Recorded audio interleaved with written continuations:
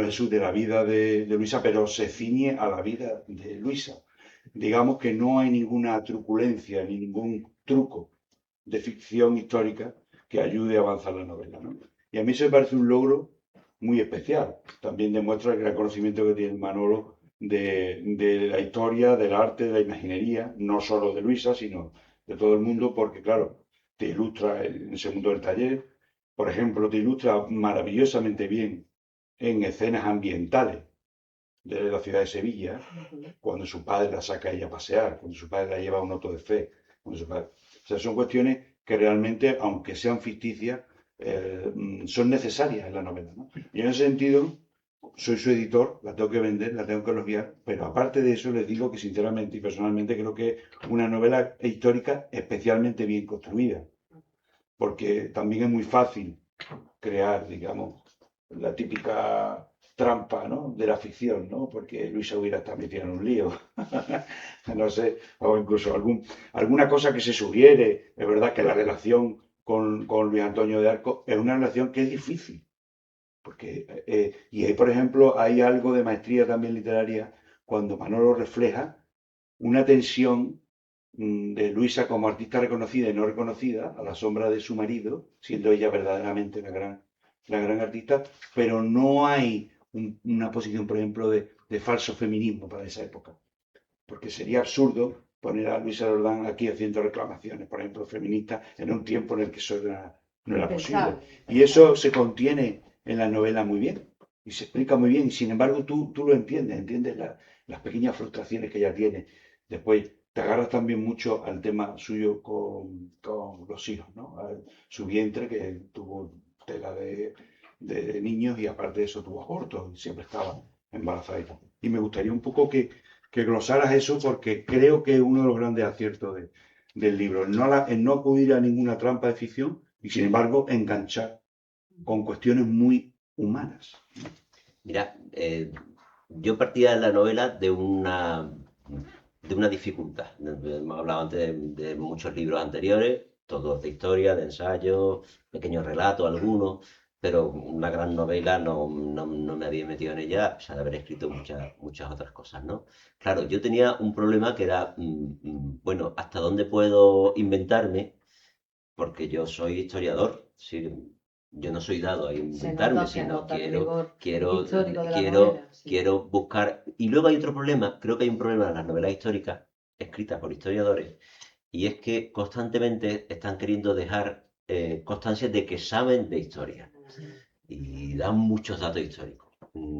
Es importante dar el dato histórico, por si dan mucho estás agobiando, no estás haciendo un libro de historia, no una novela. Claro, el equilibrio es muy difícil, ¿eh? Entiendo que el equilibrio es muy difícil. Entonces yo me planteé, eh, primero, no mentir, es decir, no inventarme siete amantes de Luisa Roldán, que hubiera sido muy escabroso y muy chulo y muy guay y tal cual, pero Como hay algunos. como hay alguna que se lo inventa.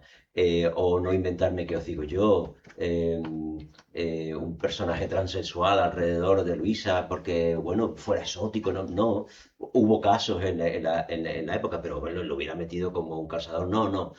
La novela sigue unos tintes muy videográficos. Es decir, yo me leí, bueno, pues las tesis que hay sobre Luisa Roldán, y los documentos que hay sobre ella, y intenté partir siempre de documentos muy reales.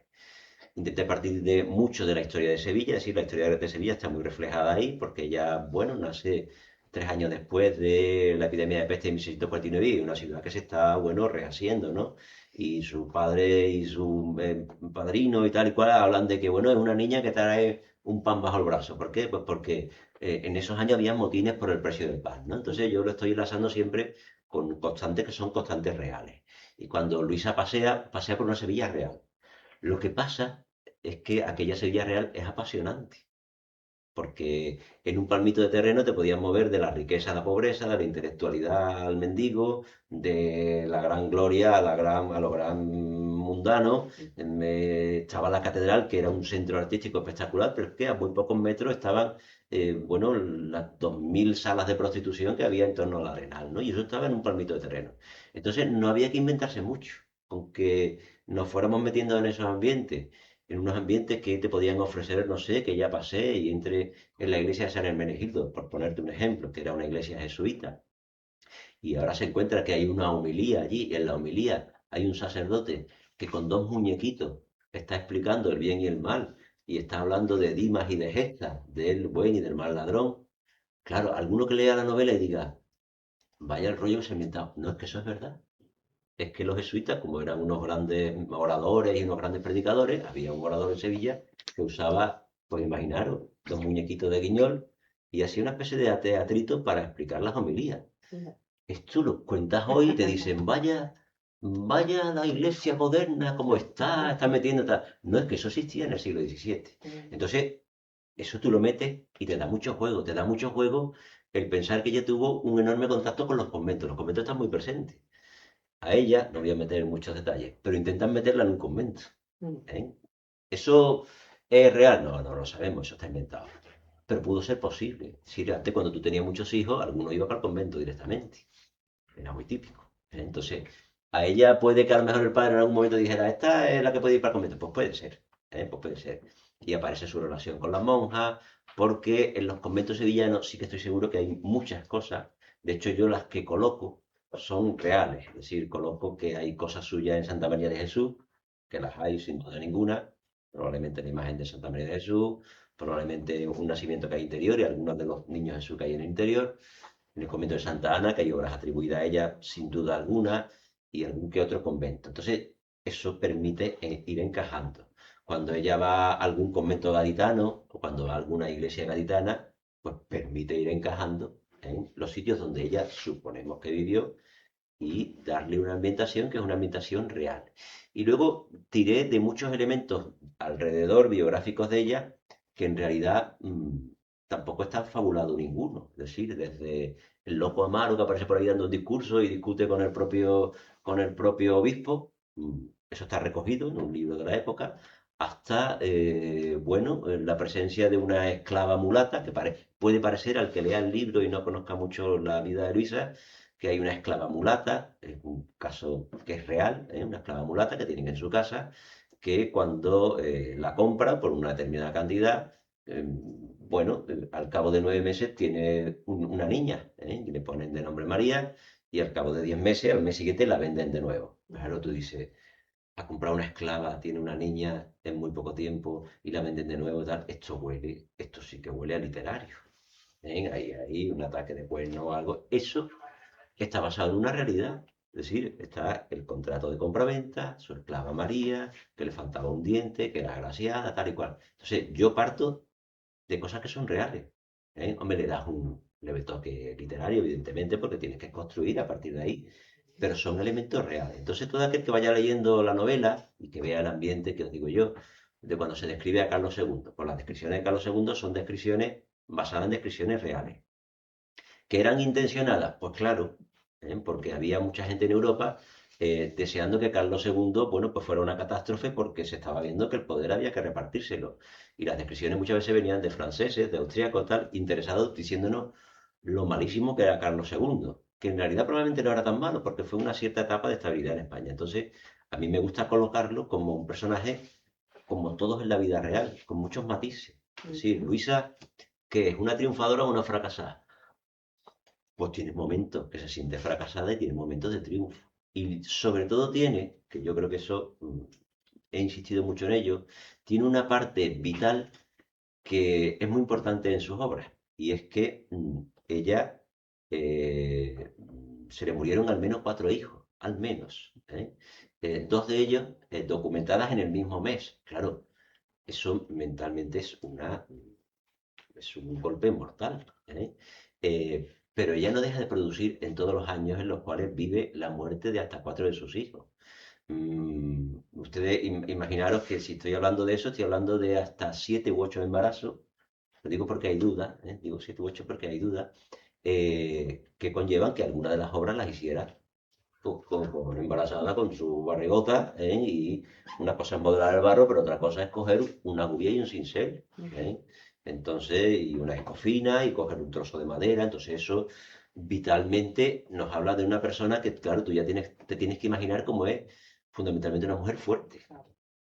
una mujer fuerte, una mujer con mucha personalidad, una mujer con un sentido de la belleza. Yo creo que es otra característica que yo intento dar en la novela, ¿eh? Siempre hemos tenido muy asimilado, los estudiosos del arte, que en la pintura el pintor refleja su rostro, en la escultura también. Yo estoy casi seguro de ello. Es decir, ¿por qué los escultores repiten un determinado tipo de rostro?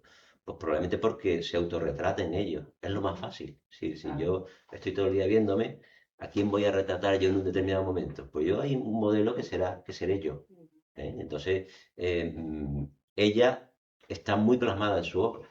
Y creo que se representa mucho el juego que hago, el intento de buscar que muchas de las obras, algunas muy conocidas de ella, en realidad responden a una experiencia vital, algo que le ha ocurrido en su vida y que luego ya lo lleva a una escultura. Por eso las esculturas tienen ese halo de eternidad.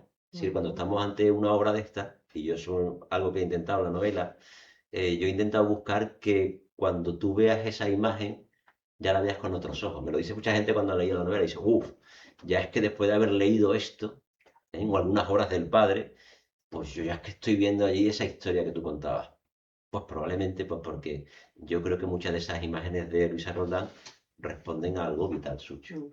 Ahí podríamos bajar ya a la presencia real de Luisa, ¿no? Tú bien lo has dicho, hay obras en las que puedes ver, digamos, algunas escenas de la novela, cuando las ves ahora, después de leer la novela, ¿no? Cosas que nos sacan a pasear todos los años en Semana Santa. Hay un paseo, ¿eh? Otras cosas que Hay están un por paseo. ahí, hasta el punto de que realmente, por ejemplo, ella, el arcángel que ilustra la portada, que es cabecera de la imaginería de la Galería Real, del Palacio Real de Madrid, es decir, que es una obra, una de sus culmes. No sé cuál es tu favorita también, qué imagen, con qué imagen te queda favorita de ella. Yo, por ejemplo, soy enamorado de todas sus piezas pequeñas, todos esos, que lo hizo mucho a finales también de su vida, ¿no? Y que yo creo que son maravillosos, porque ella en el pequeño, en el detalle, era una artista de una calidad impresionante. Desgraciadamente no tenemos mucho cerca, ¿no? Porque está casi todo Y en el desgraciadamente extranjero. lo que sale, esto es otra reivindicación que yo suelo hacer. Mira, en Luisa, bueno, hablar de su obra nos llevaría muchísimo tiempo, ¿no? Pero en Luisa, si yo tengo que elegir una, evidentemente no soy original, elijo el San Miguel Arcángel porque es una obra capital de la escultura europea, ¿eh? Europea, no estamos hablando de escultura europea en madera, una gran obra es ese San Miguel Arcángel por el estudio anatómico, por los contrastes, por la policromía, allí hay toda una serie de elementos que ya supera todo lo que se había hecho hasta ese momento a la hora de representar a un arcángel, ¿eh? De hecho, en la novela está muy presente los ángeles, una constante de su padre que Ujú. está siempre haciendo Sí, es referencia a verdad. los ángeles, a los refranes sobre ángeles y tal.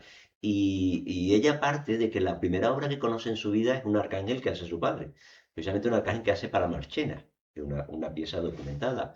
Y luego él hace otro que hace para la parroquia de San Vicente y ella ya va marcando que los ángeles van a marcar su vida, ¿no? En el aspecto positivo y en el negativo, porque un ángel caído es el demonio, que también es, digamos, el yin y el yang, ¿no? El bien y el mal representado en esa obra. Esa obra es muy significativa, primero artísticamente, por la calidad técnica que podéis ver en la foto de portada y si vais a la Galería de las Colecciones Reales, como bien comenta, es la mejor obra que hay allí. Y mira que allí está una selección de todo el patrimonio real, pero es la mejor obra escultórica sin duda alguna, a nivel europeo. Ustedes imaginaros lo que debió hacer esa imagen, 2,5 metros de altura, una mujer, subiéndose a un andamio y tallando las partes de esa imagen, ¿no? Junto a eso está, bueno, pues yo de Luisa me quedo, es difícil, ¿eh? Pero me quedo en Sevilla con las obras pequeñas tipo Los Ángeles de la Exaltación, del Paso de los Caballos, ¿eh? Yo no tengo duda de que son obras suyas porque es un modelo que ella repite luego cuando se quita del yugo del padre y bueno, hace obras en Cádiz o hace obras en otros lugares, ya hace obras en muchos lugares repartidos por Andalucía, pues yo creo que ella creó un modelo que es un modelo de ángel que parte de los arcángeles y ángeles que hacía su padre, pero le da un toque de sensualidad femenina que nadie lo supera, ¿eh? Los ángeles de Luisa tienen un punto incluso erótico, ¿eh? Y lo vemos en esos ángeles que están tocando instrumentos, eso ya lo habían hecho en el arte sevillano, lo había hecho Roela en 1610, 1615 para los grandes retablos, pero ella le da un punto femenino que nunca se le había dado. Ese punto femenino incluso sensual. Hay un autor que es Murillo que también lo hace. Murillo consigue darle, pero Murillo juega más con la infancia. Ella no, ella crea un ángel mayor que en el caso del paso de la exaltación o en el caso pues de los ángeles que hace en esa segunda etapa. En Luisa hay muchas etapas en ella, sevillana, madrileña, sevillana, gaditana, madrileña sobre todo, pero yo creo que hay dos grandes etapas que es la madera y el barro. El barro es sobre todo el periodo madrileño, viene condicionado porque era lo que mejor le pagaban. Pero ella en realidad ahí hace un juego de readaptarse a una vida nueva, porque, bueno, tenía que vender otra cosa. Y ella conocía el mundo napolitano, de la gente cómo trabajaba el barro en el mundo napolitano en la corte, y lo adapta a su estética. Claro, ahí crea obras fundamentales, sí. Todo eso que está de esas imágenes de los grupos de la Sagrada Familia, el descanso de la huida a Egipto, la educación de la Virgen, eso es magistral en el tratamiento del barro. Y desgraciadamente eso está en los museos de prácticamente toda América, ¿eh? En la Hispanic Society, en el Metropolitan, en Chicago, en Canadá, en Toronto, está en el Victorian Albert, está en muchos museos europeos, está en muchos museos españoles, y aquí tenemos unas migajas. Es muy triste, tenemos unas migajas. Hace pocos meses se han comprado 2 piezas de Luisa Roldán por parte del Estado. Una para el Prado y otra para el Museo Nacional de Escultura de Valladolid. Es una injusticia terrible con la ciudad. Lo único que se ha comprado para ella es ese pequeño barrito que compró el Museo de Bellas Artes, ¿no? Entonces, yo con la novela en muchas ocasiones pienso que intenté, o he intentado, o intento, seguir manteniendo viva esa reivindicación sobre Luisa por parte de Sevilla. Ya voy a contar la queja, ¿eh? Sevilla no le ha puesto todavía una plaquita en su lugar de bautizo, sabiendo que tenemos la partida de bautismo el día en que se bautizó y el lugar donde se bautizó. Y le tenemos puesto una plaquita al último costalero del universo, que ya, porque esto hay que edificarlo. Y si solo fuera el único costalero. Bueno, y si solo fuera el único costalero, pero es que os voy allá por daros. Es que a mí hace 2 años me dijeron, porque yo di mucho la tabarra con esto y decía, oye, por favor, una placa en condiciones en la iglesia de Santa Marina y que todos los años los sevillanos vayamos allí y le pongamos una flor a Luisa Roldán y digamos, oye, la mujer más grande que hemos tenido aquí en escultura, la mujer más grande de la cultura española. Me pidieron hasta el texto. ¿Ustedes han visto la placa? Hasta el texto. Allí está la placa. No sé dónde está la placa. Hace 2 años, ¿eh? O sea, entonces cada septiembre acordaros por favor de esto. Reivindiquemos por lo menos una placa. ¿Pero crees que es apatía política o machismo? Sí. No, es apatía política. Apatía política. Apatía política absoluta. Pero no absoluta. Tiene su familia no tiene nada de reconocimiento. Su padre en Sevilla no tiene el nada. El mismo padre no tiene reconocimiento. Es que no tiene nada. El mismo padre. Y es apatía política. El mundo político se mueve en un cortoplacismo. Pero, sin embargo, en Sevilla hay otros imagineros, los típicos, Juan de Mesa, etcétera, por los que hay auténtica devoción y auténtico fervor, o sea, a nivel de la propia hermandad, o sea, sí. A nivel de la imagen, y sin embargo, efectivamente hay otros escultores que no... Por ejemplo, con Pedro Roldán no lo hay un reconocimiento, y Pedro Roldán sí ha estado, cuando los autores del siglo XIX, los historiadores del arte, Bermejo, de esto, tal, escribían sobre cofradías, solamente nombraban o a Montañés, que lo atribuían casi todo, o a Pedro Roldán. Si lo bueno, si era de la primera mitad del siglo, le daban a Montañés, si era de la segunda mitad del siglo, Pedro Roldán. Pues Pedro Roldán tampoco está reconocido. Si no es una cuestión de... No creo que sea machismo, no, es la dejadez, la incultura, el todo, porque a mí me desespera, es un tema que me desespera. El pregonar, estamos en esta ciudad, estamos constantemente pregonando lo que está muy cercano. Este maravilloso capataz en la historia del arte no es nadie. Porque nosotros tenemos esta magnífica cuadrilla Perdón porque he puesto ya 2 ejemplos de capataz y cuadrilla. Magnificamos el localismo de una Claro, manera pero absoluta. tú dices, pero vamos a ver, pero es que nosotros estamos hablando de 5 siglos de historia. Las cofradías tienen 5 siglos de historia. Y entonces, en esos 5 siglos de historia, ¿qué son los momentos estelares? Pues bueno, el libro de Guillermo, pues momentos estelares, cosas importantes. Que aquí se ha tomado, este año ha sido histórico, no, histórico cada año no hay nada. A lo mejor una cosa o dos, pero histórico dentro de... La salida de los Javier. La salida de Javier ha sido histórica, de este año, es importante. Pero aún así, dentro de lo que es todo un siglo, es nada. Porque antes las cofradías se cambiaban 200 veces de lugar. Ahora sí, un poquito más histórico. Ya estamos hablando de Semana Santa. Venga, ya estamos hablando de Semana Venga, Santa. venga, vamos. Y hay una cosa que sí quería que hablaras un poco de la huella que vemos toda la Semana Santa de ella en Sevilla y también del espinoso asunto de las atribuciones, ¿no? Porque Luisa también ahí tiene atribuciones que de alguna manera de ser cierta o de afirmarse, pues la ponen a la altura de cualquier imaginero histórico de la Semana La Santa de típica Sevilla. pregunta de esto es que siempre cuando yo me voy a adelantar que me la hagáis ustedes. ¿La Macarena tiene algo de...? Para mí no, nada. No tiene la Macarena, no tiene nada que ver con Luisa Roldán. Curiosamente, en algunos libros fue una atribución relativamente frecuente. Sí, la Macarena se atribuye a la Roldana. A lo mejor por ese punto de querer darle una imagen femenina, tal y cual.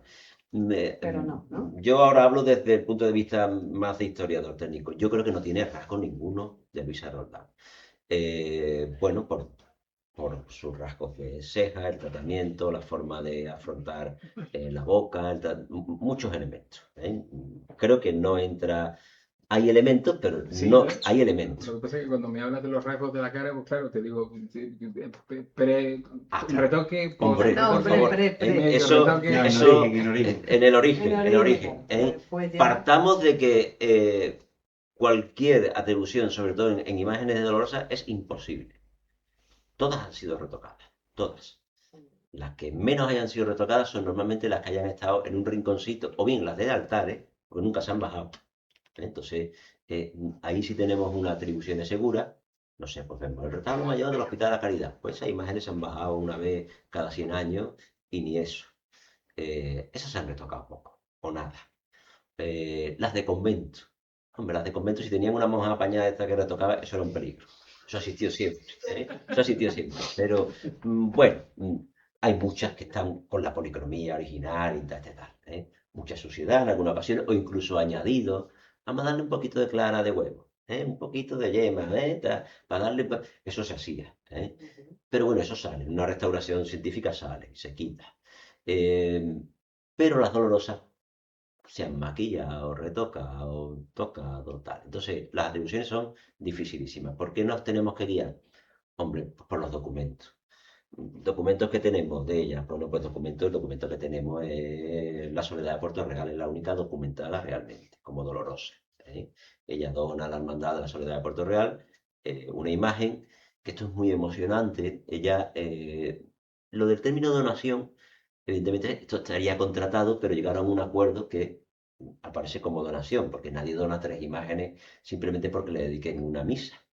Entonces, eso sería un acuerdo monetario y tal, pero que esto es como para evitar Hacienda. De alguna forma habría de que ella estaba donando esa imagen, ¿no? Entonces, Dolorosa documentada, Dolorosa de Puerto Real, que le sigue haciendo una misa todos los años, viene de Dolores, en recuerdo a Luisa Roldán. Esto es algo mágico, a mí esto me parece mágico. Nosotros fuimos allí a Puerto Real a presentar la novela, y además a los pies de la Virgen de la Roldana, de la Dolorosa de la Soledad de la Hermandad de Puerto Real. Me pareció emocionante y me contaban, no, es que le dedicamos la misa, la tenemos en las reglas. Ellos mantienen el recuerdo a Luisa Roldán como su autora y la reivindica. Eso me parece maravilloso. Yo creo que no se le hace a los escultores sevillanos, por ejemplo. ¿No? Aquí, no sé, el Gran Poder no le hace una misa a Juan de Mesa, por ejemplo. Podría ser, ¿no? Y ellos lo tienen como algo asimilado, ¿no? La misa a Luisa Roldán, ¿no? En Sevilla, ¿qué hay de ella? Hombre, yo intento descartar a la Macarena. De hecho, en el libro, en un rinconcito, digo quién hace la Macarena. Yo lo meto ahí está ahí mencionado, se menciona. Esto no lo digo, para que lean el libro. Luego Luego hay... sí, sí, hombre, claro, hay un puntito. Sí hay, hombre, imágenes que yo coloco como obra suya, que también sé que tienen sus discusiones, pero que creo que pueden ser posibles.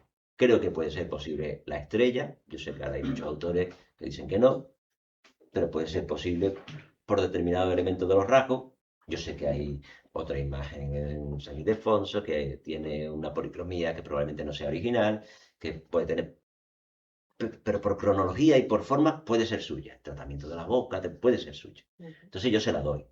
Y además le doy una importancia notable porque ella reivindica esa obra como suya, ¿no? Le doy las imágenes que bueno, esto es comúnmente aceptado, varias de las imágenes del paso del misterio de la exaltación, donde ella participa y donde, bueno, siempre se ha visto a los dos ladrones, Dimas y Gesta, como obra suya. Yo entiendo que son retratos, sin duda alguna, son retratos, esas características que tienen de los rasgos son de retratos, y claro, eso da mucho juego literario, un juego ahí con un personaje, de un par de personajes que aparecen ahí por algo, ¿no? Entonces imaginaros lo que será que esos dos personajes durante 400 años se sigan viendo ahí semidesnudos, pareciendo como un ladrón, ¿vale? Esto hace viva la Semana Santa, ¿no? Le doy evidentemente los relieves que hace para el misterio de la exaltación, que creo que son excelentes, los ángeles de la esquina, y la participación también dentro de algunas imágenes dentro del paso del misterio de la carretería, ¿no? Eso sería, digamos, un poco en la Semana Santa sevillana y la Semana Santa gaditana en este caso. Luego se mencionan muchos otros elementos, pero esos, digamos que no me he inventado mucho. Podía a lo mejor haber tirado, yo siempre digo, yo tenía que haber sido más comercial y haberle dado la Macarena, ahora ponemos la Macarena de portada y vendemos 1000 ejemplares más, pero no me parecía. La Macarena sin retoque. La Macarena sin retoque. Bueno, yo quería, Manuel, pasando ya un poquito bueno, las historias de la Semana Santa que nunca nos contaron, que nunca te contaron. ¿Hay alguna historia o cuál es la historia que a ti más te ha llamado la atención en algo que nunca nos han contado y que está allí, que tú sabes y que te haya impresionado? Vamos a coger el libro. A ver, la que salga y digo, esta es maravillosa. Mira, esta es maravillosa. En el año 30 se ensayó un paso con ruedas. Un paso con ruedas. Y además lo ensayó ni más ni menos que el Gran Poder. Un experimento que hizo el Gran Poder. Esta foto apareció en el... ¿Sí? Esta foto, sí. El Gran Poder sobre ruedas. La verdad es que como título... Sí. Además fueron los capillitas. La foto es pequeñita porque la sacamos, no me acuerdo dónde era. Si era de Variedad, era una revista de ABC de blanco y negro, efectivamente, de ABC. Y no daba mucho para más. Pero ustedes imaginaron lo que ensayan en el año 30. Bueno, había problemas con el tema de los costaleros, que si había, que si no había, que si... Bueno, vamos a probar un sistema y se prueba en Sevilla. Yo creo que ha habido otros casos, ¿no? Pero se prueba, se hace un ensayo, además un ensayo medianamente público. ¿Por qué? Porque allí va su grupo de capillitas a ver por la noche el palio del Gran Poder con las ruedas, y viendo a ver cómo se movía. Ustedes imaginaron que esto es lo que criticamos ahora, decimos, ya están todos los tontos ahí viendo. Pues en el año 30, hace 100 años, también había gente que iba a ver el paso ensayado por la noche. Entonces, ¿qué tienen muchas veces estas historias de la Semana Santa que nunca te contaron? Bueno, pues lo que tienen es que muchas tienen un halo de actualidad. Sí, ahora que en estos días que estamos, estos días todos vivimos analizando la Semana Santa y el fin y tal, evidentemente hay rasgos de la Semana Santa actual que son insoportables. Pero yo creo que serían los mismos que vivirían otros autores u otros capillitas de siglos pasados, ¿no?, ante las novedades que se producían. Es decir, yo me imagino, pues no sé, que cuando empiezan a organizar a las cofradías en el 17 y les dicen, no, tiene que ir a la catedral, no pueden salir de noche, no pueden hacer esto, me imagino los capitanes de turno, ¿cómo? Nosotros toda nuestra vida hemos hecho 5 estaciones a 5 sitios diferentes y hemos estado, ¿cómo no vamos a ir a Santa Marina, a Santa Marina? Pues es lo mismo que ahora, cuando van y dicen, no, vamos a ir al centro de Sevilla, pero vamos a pasar por San Bernardo, a la ida, tú dices. estos tíos están locos, del cerro a San Bernardo y de San Bernardo al cerro, qué necesidad y tal. Pues eso lo hacían en el siglo XVII. Entonces, lo que tienen estos hechos históricos es que, bueno, aquí hay un episodio me parece muy curioso, esa revolución que hay en la Macarena en los años 20, que hay un levantamiento realmente contra un hermano mayor impuesto y hay una especie de pequeña revolución allí. Y a don emerenciano este, que esto lo recoge Núñez de Herrera y le da un tinte literario, pues bueno, poco menos que le tiran un baño o un barril, o sea, un barreño, perdón, de añil para tintar la ropa y lo manchan de azul. Y don Emerencio este pues iba corriendo por calle San Luis arriba y la hortelana tirándole cosas y él tintado de azul, ¿no? Eso es real, pero eso, yo me acuerdo que cuando esto fue cuando hicimos cosas de Núñez de Herrera, eso, que bicheamos mucha prensa de la época y en una publicación de Madrid, en Sevilla yo no lo encontré, pero en una publicación de Madrid daban por segura la eliminación de la Hermandad de la Macarena, la suspensión. De hecho, venía como una noticia de esta que alguien habría recogido, se habría rumoreado y tal, y decían, después de estos hechos tal, las autoridades eclesiásticas suspenden a la Hermandad de la Macarena. Yo de eso no he encontrado luego nada más. Lo dieron, no sé si es que a lo mejor se llegó a intuir Sí, pero no sería imposible. O sea, ¿Cómo? una Bueno, sí, sí, no, ha revolución habido sus ¿no? historias, sí, sí, sí. Aquí hago, bueno, hechos históricos, no solamente hechos históricos, sino, bueno, cómo afectaron determinados hechos en paralelo a las cofradías, ¿no? Está la epidemia de fiebre amarilla de 1800, que provocó que salieran en septiembre, pues como veintitantas cofradías a la calle, es decir, una epidemia, lo que, claro, las cosas estas que se nos ocurren aquí, que sacamos los pasos a la calle para pedir, con lo cual se contagia más gente, ¿no? Entonces, pero estamos muy felices. Entonces, pues salen nazarenos, bueno, de todas las cofradías, pero vamos, que salen las cofradías serias, las tristes, las alegres y las de salen. Porque claro, si tú sales, ¿cómo no voy a salir yo? Entonces, salieron todas y en 2 meses salieron en medio de una mortandad importante. La epidemia de 1800 fue de una mortandad importante, no fue la de 1649, pero fue de una mortandad importante, varios miles de personas, ¿no? Entonces, ¿cómo funcionaron las cofradías en eso, ¿no? Hay un detalle, ¿no? Aquí estoy viendo, yo muchas veces de los libros tengo que mirarlo a ver si recuerdo, ¿no? Pues no sé, la Inquisición y las cofradías, ¿no? Un detallito, ¿no? En el camarín de la Virgen de la Angustia, de la Ronda de los Gitanos, curiosamente, hay un escudo de la Inquisición. Y hay un escudo de la Inquisición. En la foto no se ve, vamos, en la foto que está aquí creo que se ve bien. ¿Por qué? Pues porque, bueno, pues está en un camarín que no es del convento del Valle, sino que es un camarín que compró la hermandad cuando reordenó aquello, que viene de un convento dominico, de dominicas. La vinculación entre las dominicas entre los dominicos y la Inquisición pues, es histórica. Los tribunales estuvieron nutridos por dominicos. Y bueno, si entramos en la iglesia de San Pablo, la actual iglesia de la Magdalena, pasamos por un casero donde está el escudo de la Inquisición arriba, ¿no? Pero es curioso que la hermandad cuando compró este camarín, pues se lo colocó a la Virgen y la Virgen tiene encima el escudo de la Inquisición. Entonces eso es un detalle que, bueno, yo creo que el 90 y tantos por ciento de la población no se fija en eso. Y que eso, claro, nos habla de los tiempos, ¿no? Es decir, tú veías el escudo de la Inquisición en el siglo XVI y había quien le entraba el miedo. Todo el que fuera judaizante, practicara, bueno, no sé, que fuera homosexual, que fuera medianamente herético, que tuviera alguna idea discordante, veía el escudo de la Inquisición y decía, ojo. Hoy, como no sabemos cuál era el escudo de la Inquisición, tenemos esa incultura visual. Nosotros somos de una generación que yo digo que es analfabeta visualmente, porque hay muchas cosas que no controla. Es decir, la iconografía religiosa hay que controlarla, si no, en Sevilla no tenemos ni idea. No, no es cuestión de creencia, es cuestión de saber históricamente.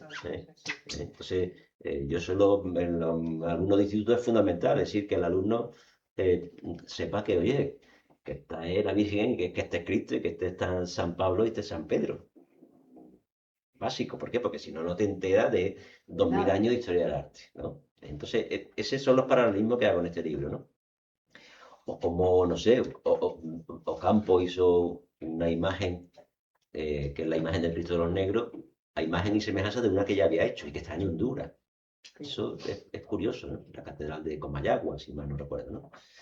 Y bueno, luego hay muchas relaciones, a mí me gusta ver siempre la Semana Santa desde un punto de vista muy amplio, ¿no? Hay muchas relaciones, pues, por ejemplo, con gente que viene a Sevilla y refleja la Semana Santa. Por ejemplo, los fotógrafos, ¿no? Fotógrafos extranjeros, Brassai o Capa, o como reflejó Constantin Meunier en la Semana Santa, o Pierre Berger, son fotógrafos que vienen aquí y que nos dan una visión diferente, ¿sí? No la visión típica de postal, sino el que llega y se fija en el público, se fija en los nazarenos cuando están fuera de, ¿sí? Es una pieza fundamental.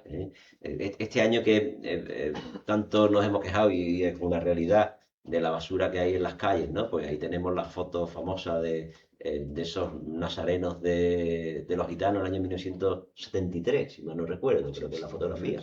Lo miro a él porque él es el que tuvo que comprar la fotografía, porque esa fotografía hay que pagarla, que es de la... Son de un fotógrafo checo. De Josef Kudelka.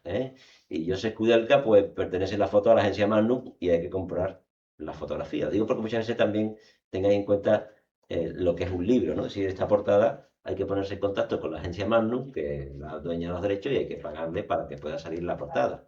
Por eso los libros para nosotros son como nuestros hijos.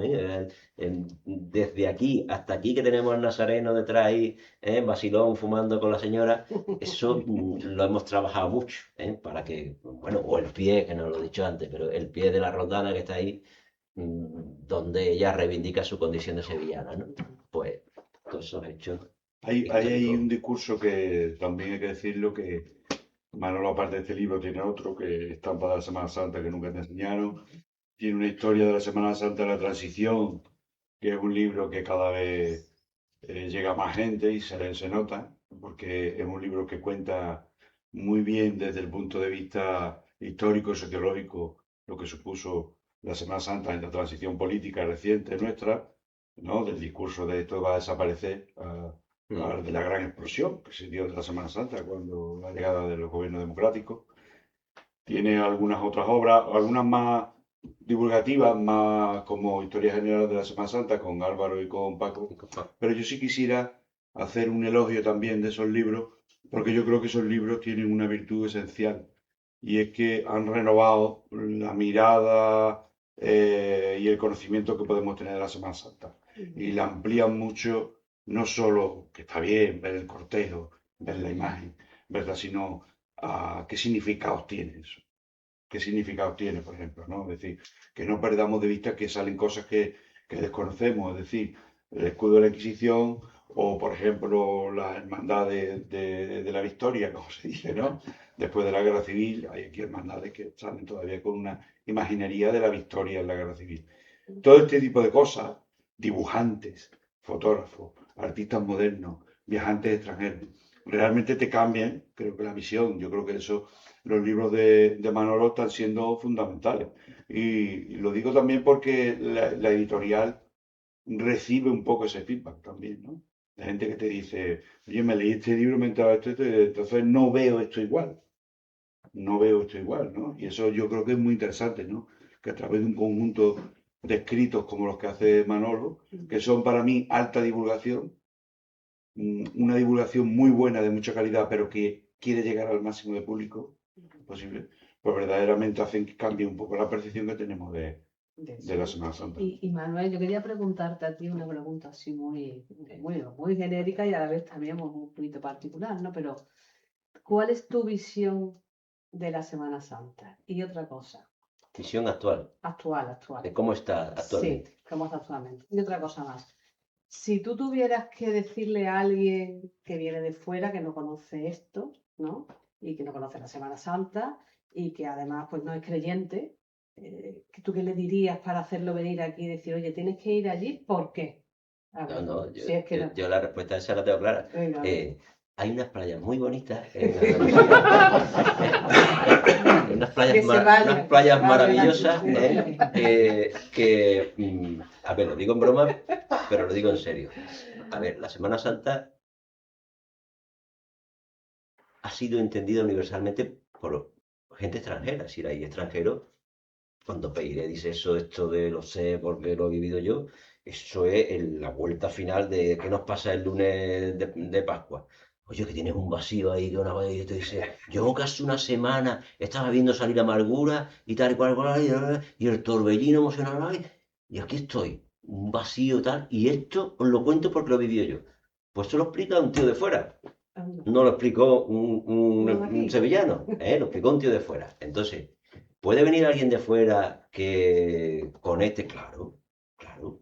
Hay gente que se ha llegado y se ha De hecho, a quedado. veces estar implicado no te permite verlo con objetividad, con lo Claro, cual claro, no... efectivamente. Entonces, el estar muy metido, tú muchas veces necesitas la distancia. Es que nosotros muchas veces nos miramos el ombligo, venga, hoy hemos sacado no sé cuántos nazarenos. No, mira, a ver, vete fuera y verlo con distancia. A mí me vino muy bien los años que me trasladaron fuera y la cuaresma no estaba en Sevilla. Y estaba en Almería ahí viendo y yo decía, ay, me quiero ir a mi tierra, yo, ahí dando clases y me iba, venía, tal. Entonces, es bueno tener un poquito de distancia porque muchas veces estamos en nuestra y le damos una y otra vuelta a lo nuestro, ¿no? No, yo al que venga de fuera, eh, hombre, a lo mínimo va a conectar, evidentemente, porque emocionalmente va a conectar. La va a entender.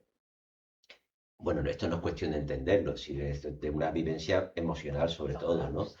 Que la puede entender el ateo, el masón, el rojo, el amarillo, el colorado, por supuesto, vamos, eso es evidentísimo.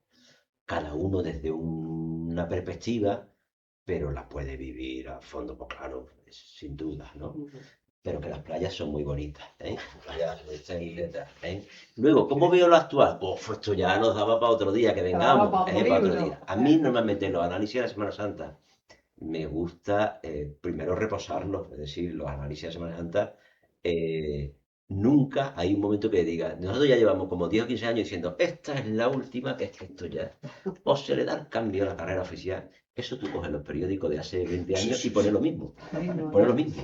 O se cambia la carrera oficial porque es que siempre es imposible y queda igual. Vale. Bueno, el experimento de la rueda que tú has El experimento contado, de la rueda. los años 30, Claro. era por problemas que ya había de organización. De organización y Digo, tal así y los cual. pasos Y si fluían más se empuja rápido. los pasos más rápido y tal, iban todos al mismo ritmo, hubiera sido muy fácil. Es decir, ta, ta, ta, ta, ta, ta, ta, ta, ta, y saldrían como salen en Valladolid, que van todos a beber. Pues, claro. Pues entonces, la Semana Santa actual. Bueno, la Semana Santa actual, sí, nosotros tenemos el discurso este que tenemos en la historia de la Semana Santa, en la historia general, con Paco y con Álvaro, que un poco lo que siempre insistimos, que la Semana Santa es reflejo de un momento histórico, ¿no? Y que va unido a toda la sociedad y todo el momento histórico, claro. La Semana Santa nuestra actual que refleja por nuestro mundo. Es decir, el mundo superfluo, el mundo de la vivencia intensa pero muy rápida, muy efectista, el mundo del que no sabe esperar, del que no sabe guardar silencio, del que tiene miles de estímulos pero no se queda con casi ninguno. Sí, nosotros tenemos un estímulo del que vive un estímulo y no lo disfruta, sino lo que quiere es captar que está viviendo el estímulo. De ahí viene el tomar tantas fotos, el del que graba constantemente, que tú dices, pero bueno, quieres por un momento mirarlo tú con tus ojos, Claro, si no no a lo que través de, estás, no a te estás través de una convirtiendo en un cámara. reportero continuo con una idea que es además colgarlo en las redes. Claro, ¿y para qué colgarlo en las redes? Pues hay miles de motivaciones, pero sobre todo por ese narcisismo nuestro actual, que es el de, oye, que estoy aquí y es que yo he visto esto cuando le estaban tocando Margot, tómate por culo que a ti no te ha tocado. Y a mí yo lo he visto justo cuando le estaban tocando Margot, ¿vale? Entonces, esa es una realidad de nuestra Semana Santa. Y esa es nueva. O sea, esa es nueva, esa es del móvil de alta calidad, pues de los últimos 10, 12 años hacia acá. Menos, Esa es nueva. incluso. Y menos, incluso. Menos. La del móvil, bueno, porque el que hacía la fotito con el móvil cutre, ese no. Pero ahora ya que cualquier móvil es una maravilla, ese Los un vídeos. tal, los vídeos maravillosos, tal. Muchos artículos, Claro, muchas llega un cosas, muchos momento, artistas. claro, pero llega un momento que como tú tengas 3 o 4 en Instagram y tú hagas así, dice, pedazo de vídeo, pedazo de vídeo, pedazo de vídeo. Ve 30 pedazos de vídeo uno tras de otro. Ya te han cansado. Y haces así, dice, fuera. Entonces eso llegará a cansarnos, supongo. Otra característica actual, hombre, pues la desmesura. Me imagino que esto de la desmesura lo dirían también esto lo dicen cuando hicimos el libro de la transición, pues la desmesura se decía en el año 80. Hemos llegado a los 1000 nazarenos, la Semana Santa de los 1000 nazarenos. De ahí ya alguna cofradía que llegaba a los 1000 nazarenos. Entonces las crónicas de los periódicos eran, ¡buah! 1000 nazarenos en la Macarena y en el no sé dónde, en el Gran Poder, creo que llegó también. Mira, esto es imposible de tal. Claro, pensaban en unas medidas. Claro, lo que sí es cierto es que el encuadre geográfico de esos 1000 nazarenos en el año 80 y el de 40 años después, 40 y tantos años después, es el mismo. Y en vez de 1000 estamos metiendo 3500 o 4000. 4.000. Entonces, claro, ahí sí, evidentemente, hay que algún tipo de... ¿Por qué? Porque creas una forma diferente de ver las cofradías, que es el gran problema de nuestra Semana Santa actual, que es complicado ver las cofradías. Necesita un manejo de la ciudad que además cada vez tenemos menos. ¿Por qué? Es que esto lleva múltiples análisis, ¿no? Es decir, el sevillano está siendo expulsado del centro, o sea, el sevillano cada vez conoce menos el centro, con Se lo mueve cual peor. Pescadilla se Se mueve, mueve pero peor como en el un se centro, mueve peor en el Va a centro. los mismos sitios que el turista porque Sí, se mueve peor claro, el centro yo, porque conoce peor el centro. yo voy con mis hijos y mis hijos dicen, ya nos está metiendo por las calles que nadie conoce. Claro, claro, ¿eh? Cierto que yo a lo mejor durante el año hay calles que nunca tira por ellas, pues sí, pero yo sé que están ahí. Entonces, los jóvenes actuales, yo me muevo en el mundo de los 17, 18, 16 años, tal, y yo vivo en un instituto relativamente céntrico, que está a 200 La metros, Macarena, 300 metros de del la Arco de la Macarena. Macarena, vamos, o sea que el instituto Díez Macarena.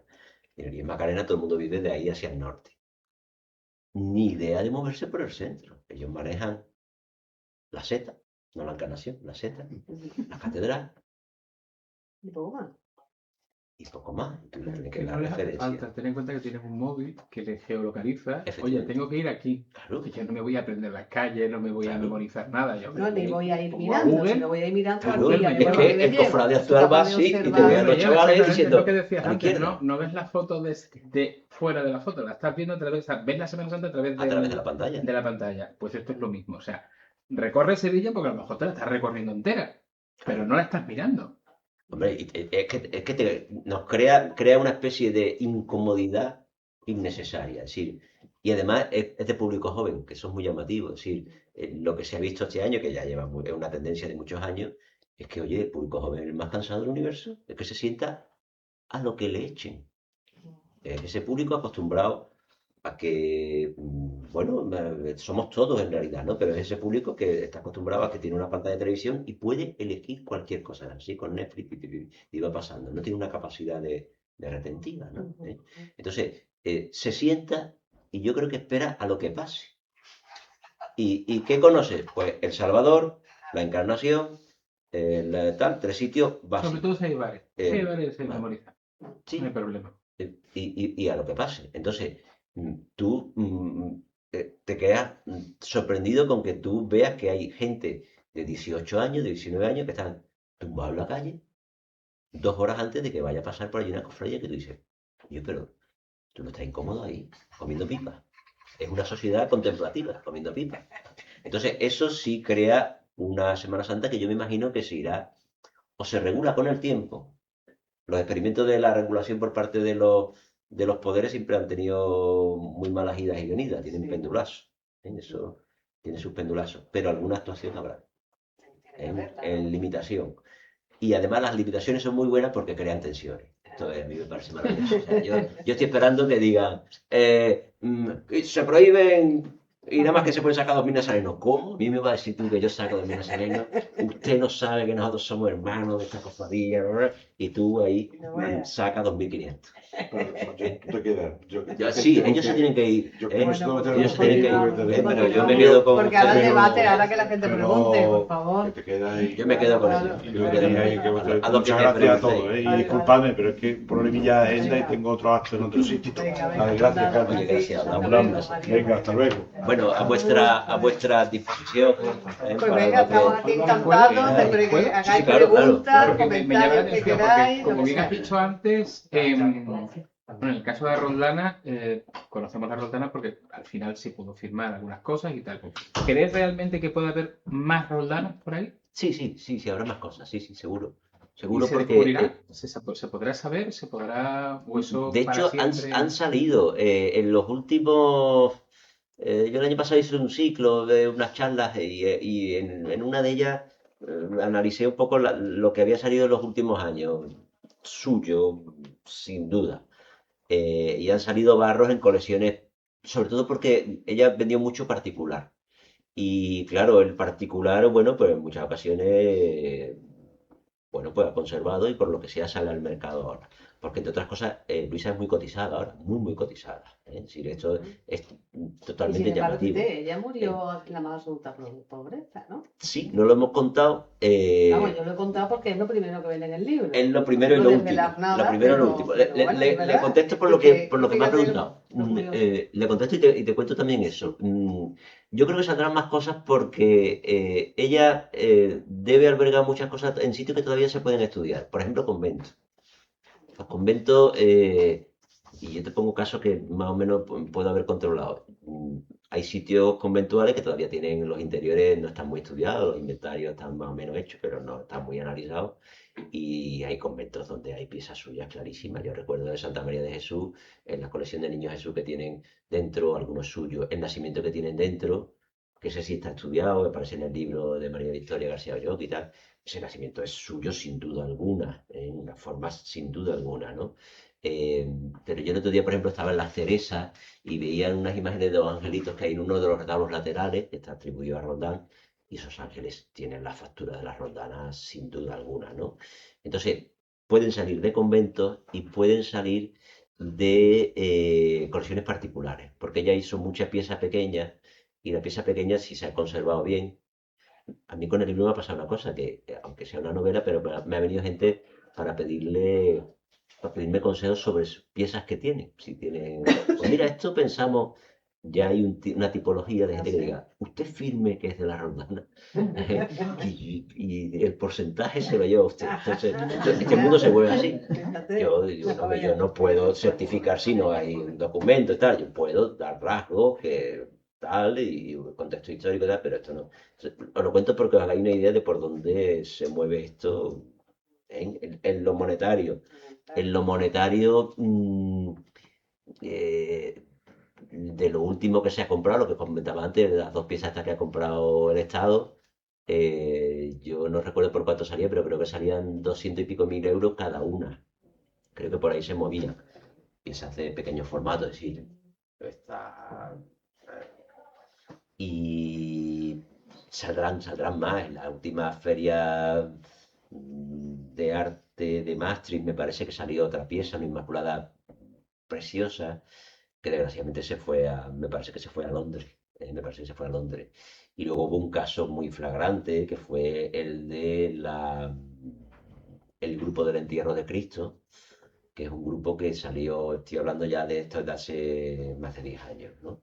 Y este grupo se declaró exportable, que me pareció una vergüenza. O sea, que las obras de arte se pueden, si el Estado tantea que es una obra importante, cuando salen a la venta se pueden declarar inexportables. Entonces, al menos se queda en el país. Pues ese por no sé qué mano negra, porque creo que es algún tipo de mano negra, se declaró exportable y lo compró el Metropolitan de Nueva York, es el grupo del Metropolitan de Nueva York, ¿no? Entonces, yo recuerdo una amiga que estuvo allí hace poco que me mandó la foto de él. Y yo decía, pues que esto es una vergüenza, o sea, que el Metropolitan tenga en su sala principal allí expuesto a Luisa Rodán en el centro, el grupo del entierro de Cristo, que es como un trasunto del Hospital de la Caridad, y que nosotros eso no lo tengamos, pues. Pero sí es cierto que ahora mismo está muy, muy cotizada, muy, muy cotizada. La exposición de Valladolid, que yo esperaba, para que ustedes veáis lo que es el arte, yo esperaba una mayor repercusión nacional. Yo estuve, de hecho, presentamos el libro allí. De hecho, tuvimos más éxito con el libro en otro sitio, en León, más que en Valladolid, con la exposición allí y todo. Porque aquello es muy curioso. Nosotros seguimos viviendo en una historia del arte muy centralista. Igual que la información deportiva, por ejemplo. Se habla del Madrid y del Barcelona. Pues la historia del arte igual. Yo cuando me hacían entrevistas, cuando me han hecho alguna entrevista así de Peñaperro para arriba, siempre te hacen los mismos comentarios del tipo, bueno, ¿y cómo es que no vino a Madrid? ¿Cómo es que tal? ¿Cómo es que Martínez Montañés no? ¿Cómo es que Luisa Roldán no? Y tú dices, vamos a ver, pero si es que estaba en el centro económico, intelectual y artístico del momento.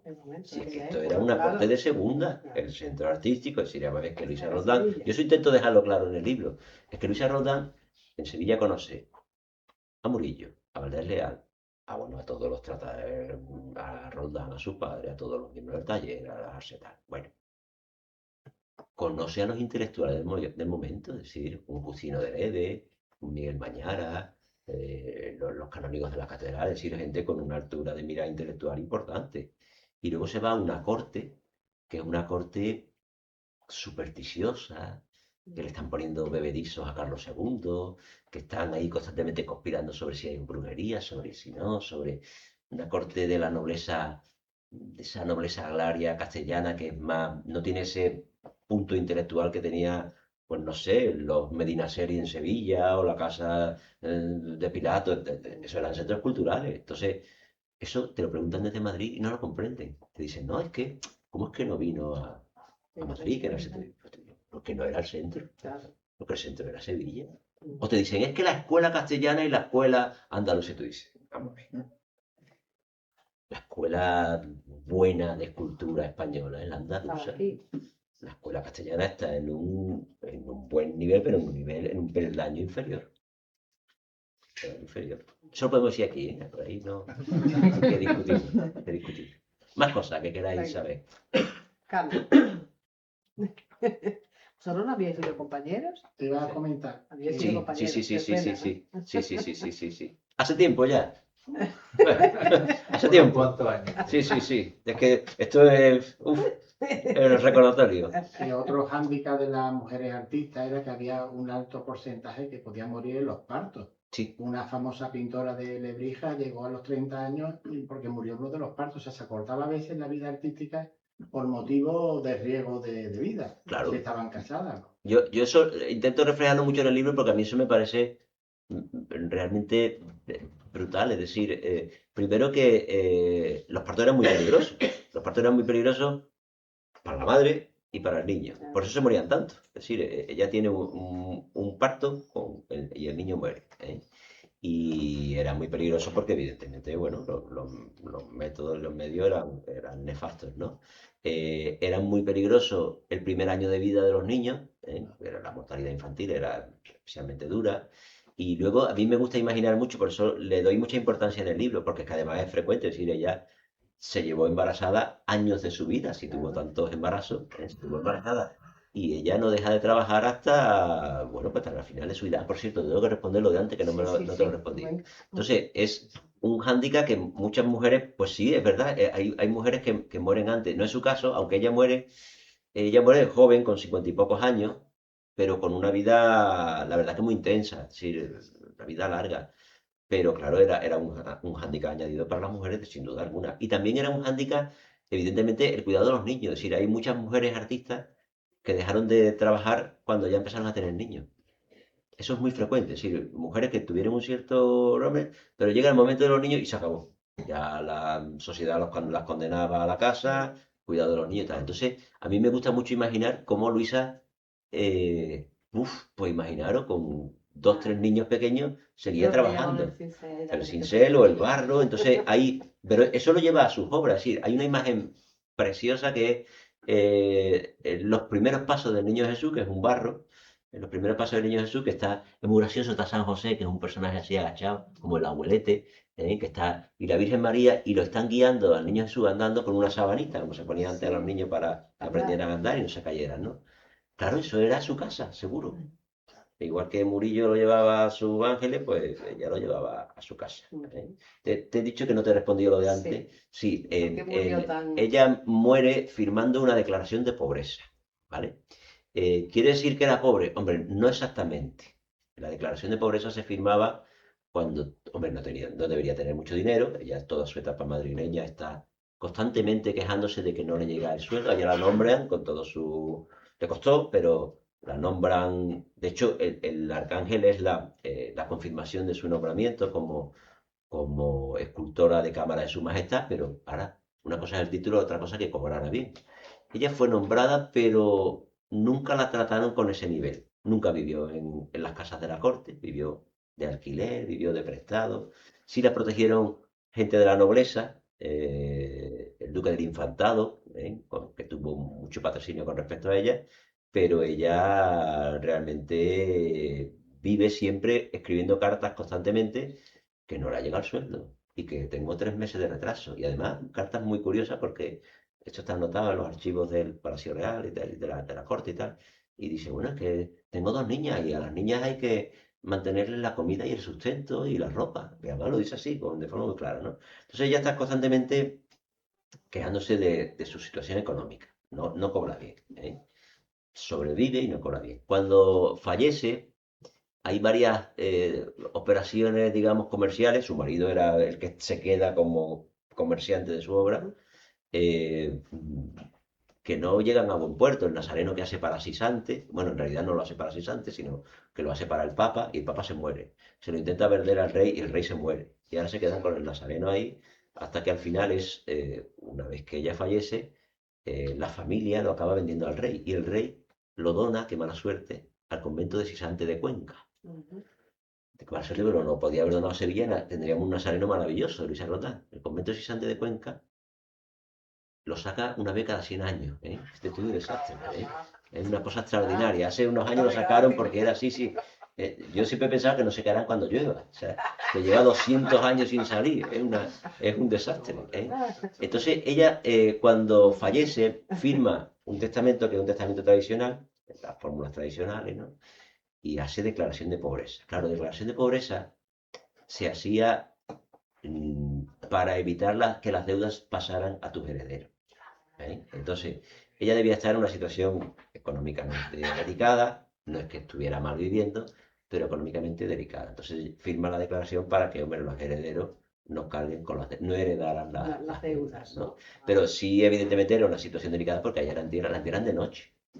Quiere decir que no tenía dinero para el pago de un buen funeral en condiciones. Imagino también que ella cobraría menos que los hombres escultores. Eso no lo sabemos. ¿No? Eso no lo sabemos. Pero A ella es fácil se le estipula un salario que es un salario digno, más o menos dentro de los hombres. Es decir, a esto se le daban un salario que era un salario. Lo que pasa es que la corte, a ver, la corte no hay que idealizarla. La corte no era lo mejor era una buena orden o un buen cabildo que te pagaba en condiciones, ¿vale?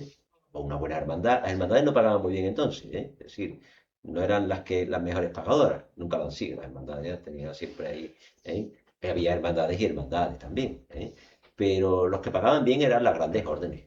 Sí, la Compañía de Jesús, sí, Martín Montañé, que era el grande, ¿a quién le hacía? Pues a la Compañía de Jesús, a los cartujos, eso eran los que pagaban bien, ¿no? Entonces a las mujeres no se les menospreciaba por la condición de mujer, no. Cada autor tenía su tasa, y había autores caros y autores baratos. Juan de Mesa era más barato que Montañés, por ejemplo, ¿eh? Pero claro, muchas veces los condicionantes a nosotros se nos escapan, porque las cantidades, los plazos, los tal, yo creo que luego había mucho elemento bajo cuerda, aunque los contratos se ponga que eran por tercios y que se pagaban una cantidad al inicio, pero luego eso se prolongaba. Es decir, Luisa Roldán parece que colabora en la obra del Misterio de la Carretería porque se había retrasado 3 o 4 años. Sí, ¿y por qué? Porque no se pagaba. Es complejo. No había ese menosprecio. El menosprecio era el menosprecio general a la mujer. Sí. El entorno que arrinconaba a la mujer. Y dentro de eso, el ambiente del taller de Pedro Roldán en realidad era como una isla. Muy curiosa. Muy curiosa. Es decir, todas sus hijas, o la mayoría de sus hijas él no las mete a monjas, que era lo tradicional. Sí, las hijas de Murillo, o las hijas de Valdellear, pues una va a monja, otra se casa, otra está con un militar, no sé qué. No, las mete a todas en el taller. Era un hombre avanzado su tiempo. Sí, yo creo que sí. Pues sí, Yo es que lo imagino así. Pedro Roldán, yo lo imagino, por un lado, una buena mentalidad comercial, es decir, Pedro Roldán tenía, además, me iba a decir el término, tenía su chalecito en Aljarafe, que era una cosa peculiar, ¿eh? Es decir, Pedro Roldán compraba hoy en día casas constantemente, y luego va comprando porque primero el taller lo tenía unido a la casa, pero luego veía que eso era incómodo, pues luego compraba la casa, pero luego la casa que tenía alquilada las alquila, y él tenía varias casas alquiladas, tenía muchos niños, pero era una mentalidad comercial. Y luego al mismo tiempo debía ser un hombre culto, ¿verdad? Porque se ve en su manejo de la iconografía, de tal, y eso lo debía transmitir. Y debía ser, hombre, pues creo que un hombre abierto, es decir, él educa a sus hijas en igualdad. Es más, es un detalle que no hemos contado mucho, que es muy legendario y tal, pero que es muy real. Pedro Roldán le puso muchas pegas a que Luisa se casara con Luis Antonio de los Arcos. Vamos, no es que le pusiera pegas, que se negó en rotundo. Ella pide el protocolo notarial para salir de su casa, tanto eso lo reflejo en el libro porque eso es real. Además es conocido. Y el padre se niega a que se case con ese oficial del taller, ¿no? Pero es que eso lo hizo con varias hijas más. Sí, él como no le gustara a uno decía, este no. Ni hablar. Entonces, ni hablar. Y lo hizo con al menos 2 hijas más. Entonces yo creo que debía ser un personaje que quería lo bueno para las hijas y una formación. Es más, cuando él se casa, esto es que es muy peculiar, cuando ella se casa con Luis Antonio, eh, él no va a la boda y él se niega y tal, ella tiene que pedir un protocolo notarial por el cual la sacaban de casa, le hacían una entrevista que eran como unas amonestaciones fuera del domicilio y tal. Y bueno, eso está recogido, lo recoge en el libro y ya se casan en San Martín y están en un terreno neutral, que es donde lo llevaban, digamos, y tal.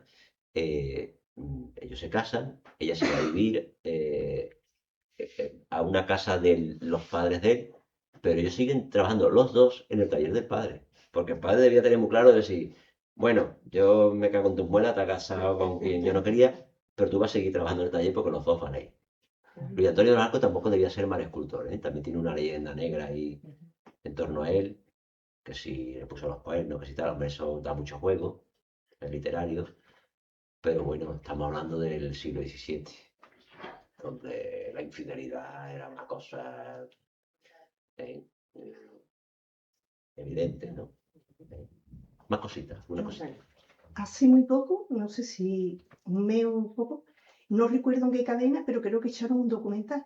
Sí, de Luisa. Sí, De sí, Luisa. sí, Y lo se recuerdo. ve- En esto que hay de las dos que son, se llama, Documaster, ¿puede ser? sí, pero se llama las, no sé qué, sí, sí, sí, sí. A mí me sorprende, de Luisa se ha hecho algún documental. Yo en el fondo siempre tengo, yo lo lanzo, digo, por si alguna vez alguien hay algún producto de Netflix por ahí y tal, que se deje caer. Oye, esto es una serie. No por Es que la el novela, marido, sino creo que era el marido, le vendaba cuando ella estaba para tallar, creo que sería la, las estilas, ¿no? sí, De claro, la madera, la madera. él le vendaba las manos. ¿Sí? Y El se la marido se curaba, el queda, marido se la curaba. el marido se queda a partir de un determinado momento, esto no por leyenda, ¿ves? La leyenda nos dice que el marido que le ponía los cuernos y ella lo representa como el demonio y tal y cual. Eso es posible que sea así, ¿no? Ya lo hizo Artemisia Gentileschi, Berengase en su obra, ¿no? En su obra pictórica. Pero el marido, a partir de sobre todo la etapa madrileña, no hace obra, no hace obra, se queda como un personaje secundario que lo que hace es constantemente o pedir un cargo en la corte, él pide una ayuda de furrier de cámara, porque ¿verdad? Está descolocado. Y sobre todo gestionar lo que trabaja la mujer. Esto es muy curioso. Gestionar, voy a vender esta imagen aquí, esta aquí, he tenido tal contacto. Eso es conocido. El alquiler de casas, de tal, de pequeñas transacciones comerciales, ¿no? Curiosamente, con ellos se va, que esto también es muy literario, con ellos se va a Madrid el cuñado. ¿Sí? El cuñado, Tomás de los Arcos, que era el que policromaba sus obras. Eso está documentado perfectamente. Y además, las grandes obras, el Arcángel está firmado en la peana, en la parte de abajo, pone Tomás de los Arcos, lo policromó y tal. Y además, reivindicando quién hace cada cosa. Esto lo hizo doña Luisa Roldán y tal, y lo policromó don Tomás de los Arcos. Entonces eso es como un trío ahí curioso, que se lleven al cuñado, que es jovencito, y se lo lleven policromando las obras, ¿no? Eh, es peculiar, eso es peculiar. Yo comentaba lo del documental, siempre pienso que muchas veces se hacen series o se hacen películas de gente que aporta poco y la Roldán merecería una película. Sí, sí, sí, yo la veo, la veo. Yo siempre lo lanzo por si queréis lanzarlo. ¿Y por qué dejó de firmar más obras? Bueno, en realidad ella no deja de firmar, ella tiene un proceso contrario. Ella en Sevilla no firma nada, porque estaba bajo el amparo del taller paterno y aquí no se firmaba. Firmaban los señores. ¿El Cristóbal de marido los firmó Arcos. algunas obras de ella? En ¿El Sevilla marido no hay firmó? nada firmado. ¿El marido firmó obras en El obra marido de sí ella? firmó, sí, sí, sí. Dice obras de ella. Ahí está la duda. Firmaba el taller y como miembro del taller, pues Luis Antonio de los Arcos y Cristóbal de Guadix. O Luis Antonio de los Arcos y Pedro Roldán. O Pedro Roldán. Pero Pedro Roldán no hacía todas las obras del taller. Sabía que trabajaba el taller. Entonces, de todo lo que sabemos, que en Sevilla hay cosas suyas, evidentemente, pero que sepamos, esto es solamente de su mano, no hay nada. Ella empieza a firmar en Cádiz. Entre otras cosas, yo creo que ella se va a Cádiz, hombre, por muchas cosas. Primero porque Cádiz crecía económicamente. Es decir, Cádiz estaba ya llevándose parte del monopolio comercial, se estaba llevando a Cádiz, los barcos no subían por el río, tal. Y empezó a haber ya comercio desde Cádiz con las Indias, ¿no? Con América. A Cádiz empezó a llegar mucho dinero y el artista va donde hay dinero y nuevas posibilidades de vida. Y además se quitaba del yugo del padre, es decir, ella debía ser ambiciosa. ¿Eh? Sí, Luisa, ambiciosa en el buen sentido de la palabra, sí, de querer llegar a algo, ¿no? O sea, a ella ya desde Cádiz le encargan cosas, con lo cual debía tener fama, es decir, el Cabildo Catedral le encarga los santos, el San Servando y San Germán. ¿Eh? Entonces, eso sí están firmados. Y está firmado el ese homo, está firmado no, sino que se conserva el documento, el ese homo de la Catedral de Cádiz, y hay varias piezas más firmadas. La Soledad de Puerto Real y alguna que otra obra que está. Entonces, ella ya firma en el periodo gaditano, con lo cual se ha quitado el yugo ese. Y en Madrid sí firma mucho. En Madrid, entre otras cosas, porque en Madrid hay una mayoría de obras en barro y muchas veces las firma en la propia obra. En la Santa Catalina, esta que es desposorio de Santa Catalina, que está en el Metropolitan de Nueva York, lo tiene firmado en la rueda. Lo colocamos en un sitio que se viera muy bien. Es decir, eso es de artista, eso es como Miguel Ángel, aquí, en el pecho de la Virgen. Aquí estoy yo. Entonces, eso es de artista de relumbrón. Eso es de artista de relumbrón. Alguna cosita más. ¿Alguna cosita ¿El más? padre sobrevivió a la hija? No, el padre no sobrevive a ella. El padre muere antes que ella. El padre muere, de hecho, eso es conocido y aparece en la novela. El padre muere estando ya en Madrid. El padre muere en 1699. ¿Eh? Y de hecho el padre el padre hace un testamento que se conserva y en el testamento aparece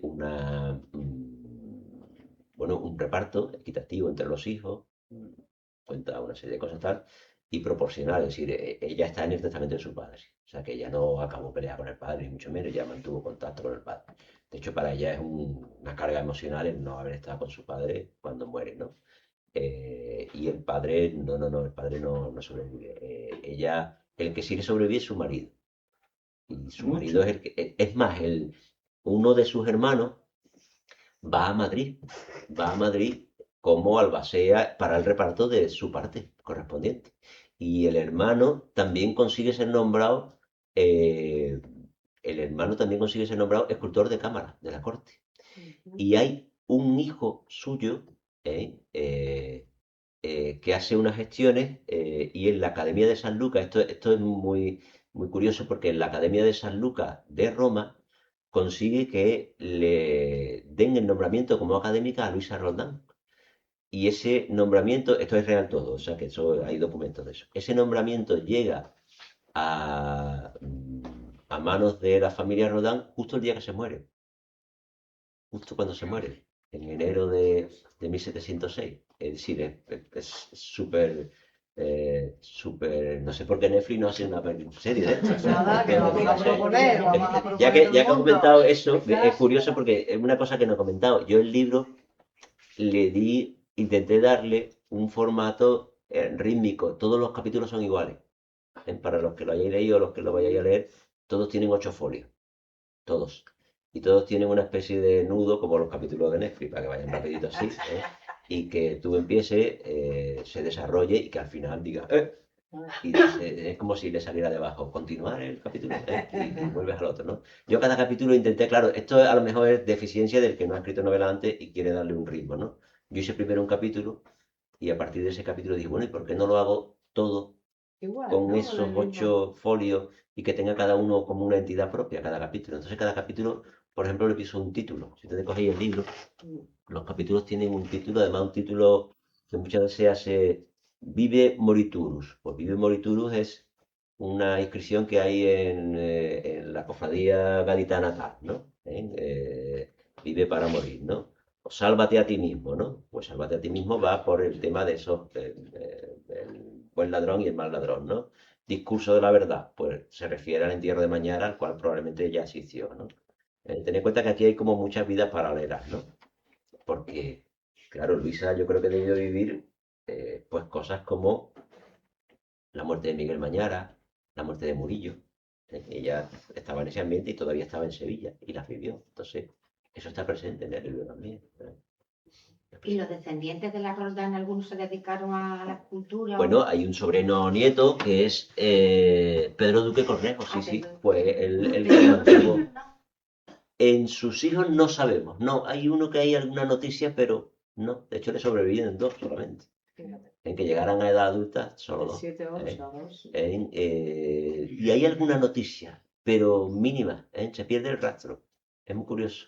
Pero en Sevilla sí hubo el taller que se mantuvo, además el taller lo mantiene Pedro Duque Cornejo, que además es un grande de la escultura del 18, estamos hablando ya de la primera mitad del 18, y luego están ahí por ahí varios personajes, está Marcelino, está, no sé, hay muchos del taller que se mantiene. Y luego el taller, las cosas de esta ciudad, sabéis que es el edificio que luego compró en el siglo XIX Juan Manuel Rodríguez Ojeda, que está en la calle Pedro Duque Cornejo, precisamente. Entonces, es curioso como un taller, una casa taller que había sido de escultura, luego se convierte en el taller de bordado, que es un taller fundamental del bordado sevillano, ¿no? Entonces, eso son las cosas de esta ciudad que hay que vender, que muchas veces nos quedamos con que la gente come pipas en el sábado, pero en realidad tenemos cosas muy, muy impactantes, ¿no?